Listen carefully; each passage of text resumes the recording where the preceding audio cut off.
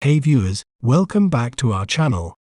Today, we're pronouncing the magic spell from one of the most amazing fictional series of all time, Harry Potter. Well, how do we say its name correctly? We may pronounce it as Oculus Reparo, Oculus Reparo, or Oculus Reparo, Oculus Reparo. This magic spell is used to repair broken objects, commonly known for fixing broken glasses, as seen when Hermione repairs Harry's glasses. Isn't it fascinating how breaking down a word can make it clearer?